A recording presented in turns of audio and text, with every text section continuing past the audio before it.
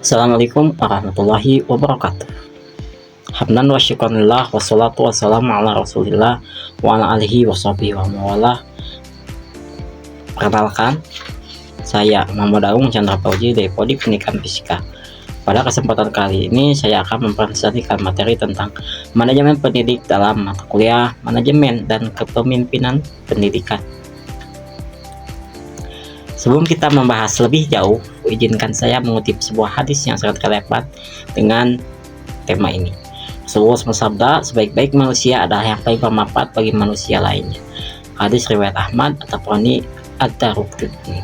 Hadis ini mengingatkan kita bahwa pendidik memiliki peran yang sangat mulia karena memberikan manfaat melalui ilmu dan bimbingan kepada peserta didik. Nah, mari kita memahami apa itu manajemen pendidik.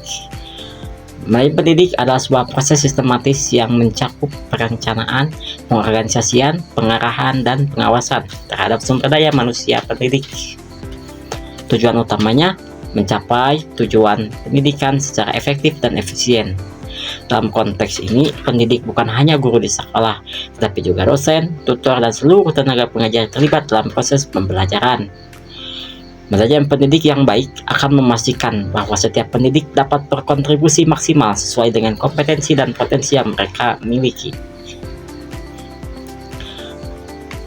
Pentingnya manajemen pendidik. Mengapa manajemen pendidik begitu penting? Ada beberapa alasan krusial yang perlu kita pahami. Pertama, manajemen pendidik yang efektif akan meningkatkan kualitas pembelajaran ketika pendidik dikelola dengan baik. Mereka akan lebih termotivasi dan kompeten dalam mengajar. Kedua, kita dapat mengoptimalkan potensi pendidik. Setiap pendidik memiliki kelebihan dan keunikan tersendiri, dan dengan manajemen yang tepat, potensi ini bisa dimaksimalkan. Yang ketiga, lingkungan kerja yang produktif dan menyenangkan. Ini akan berdampak pada kepuasan kerja pendidik yang pada akhirnya berpengaruh pada kualitas pengajaran mereka. Terakhir, manajemen pendidik yang baik akan mendukung pencapaian visi dan misi institusi pendidikan secara keseluruhan. Selanjutnya, ada fungsi manajemen pendidik. Sekarang mari kita bahas 4 fungsi utama dalam manajemen pendidik. Fungsi pertama adalah perencanaan. Ini mencakup rekrutmen, seleksi, dan penempatan tenaga pendidik. Dalam tahap ini, institusi harus merencanakan berapa banyak pendidik yang dibutuhkan, kompetensi apa yang diperlukan, dan bagaimana proses rekrutmennya. Fungsi kedua adalah pengorganisasian. Di sini kita mengatur pembagian tugas dan tanggung jawab setiap pendidik.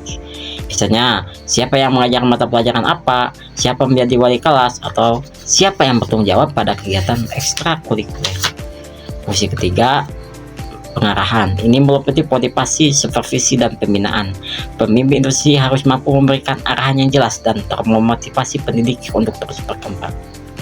Fungsi terakhir adalah fungsi pengawasan. Melalui evaluasi kinerja dan monitoring berkelanjutan, kita dapat memastikan bahwa proses berjalan sesuai rencana dan standar yang ditetapkan. Itu ada rekrutmen dan seleksi. Mari kita bahas lebih detail tentang proses rekrutmen dan seleksi pendidik, karena ini adalah pintu gerbang pertama dalam manajemen pendidik. Tahap pertama adalah analisis kebutuhan institusi. Harus mengidentifikasi berapa banyak pendidik yang dibutuhkan dan untuk bidang apa. Kemudian menyusun kriteria dan kualifikasi yang jelas. Misalnya minimal S1, pengalaman mengajar, atau sertifikasi tertentu. Setelah itu publikasi lowongan melalui berbagai media agar menjangkau kandidat yang berkualitas. Proses seleksi dimulai dengan seleksi administratif untuk memverifikasi kelengkapan dokumen, dilanjutkan dengan seleksi akademik untuk menguji pengetahuan calon pendidik. Tahap berikutnya adalah tes kompetensi dan wawancara untuk menilai kemampuan pedagogik dan kepribadian kandidat. Terakhir, penetapan dan penempatan sesuai dengan kebutuhan dan kompetensi yang dimiliki.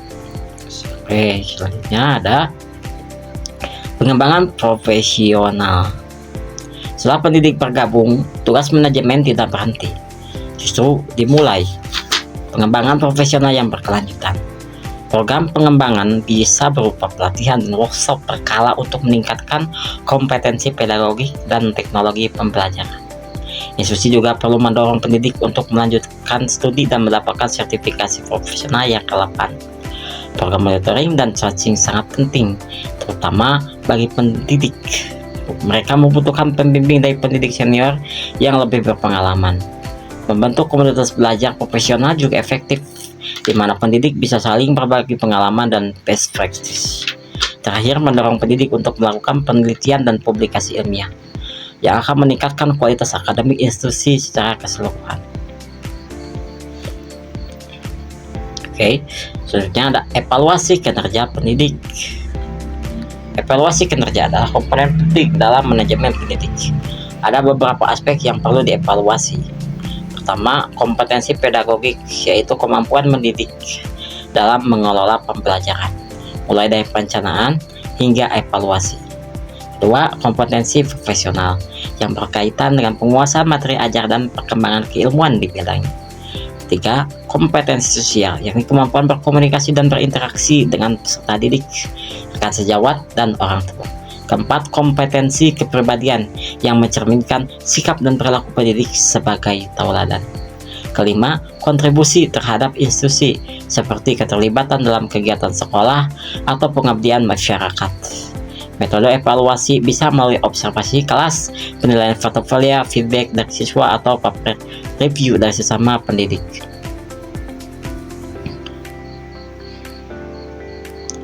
Dalam praktiknya, manajemen pendidik menghadapi berbagai tantangan.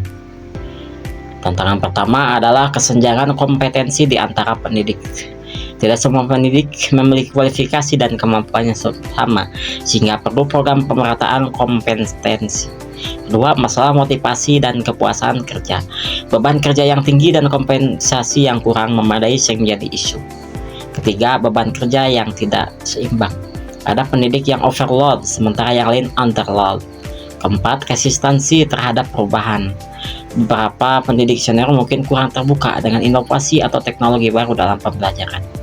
Kelima, keterbatasan untuk anggaran program pengembangan profesional yang membuat institusi sulit memberikan pelatihan berkualitas. Lalu di sini selanjutnya, untuk mengatasi tantangan tersebut, ada beberapa strategi dan best practice yang bisa diterapkan. Pertama, implementasi sistem reward dan punishment yang jelas dan adil. Pendidik yang berprestasi perlu diapresiasi, sementara yang berkinerja kurang perlu pembinaan. Kedua, program mentoring berkelanjutan, bukan hanya untuk pendidik baru, tetapi juga untuk pengembangan karir jangka panjang. Ketiga, komunikasi terbuka dan keterlibatan aktif pendidik dalam pengambilan keputusan. Ini akan meningkatkan rasa memiliki dan komitmen mereka. Keempat, pemanfaatan teknologi untuk efisiensi administrasi sehingga pendidik bisa fokus pada tugas utama, yaitu mengajar. Kelima, membangun budaya organisasi yang suportif, di mana pendidik merasa dihargai, didukung, dan terus didorong untuk berkembang. Nah, kesimpulannya, mari kita simpulkan ya materi kita hari ini. Manajemen pendidik yang efektif adalah kunci utama keberhasilan sebuah institusi pendidikan. Tidak cukup hanya memiliki kurikulum yang baik atau fasilitas yang memadai, tanpa pendidik yang berkualitas dan dikelola dengan baik. Diperlukan pendidikan holistik yang mencakup rekrutmen berkualitas, pengembangan profesional berkelanjutan, dan evaluasi yang kondusif. Ingatlah selalu bahwa guru yang berkualitas akan menghasilkan generasi yang berkualitas. Investasi pendidikan adalah investasi untuk masa depan. Demikian presentasi saya tentang manajemen pendidik. Terima kasih atas perhatian teman hadirin. Saya mau minta maaf bila banyak kesalahan. Wallahul muwaffiq ila aqwamit thoriq. Wassalamualaikum warahmatullahi wabarakatuh.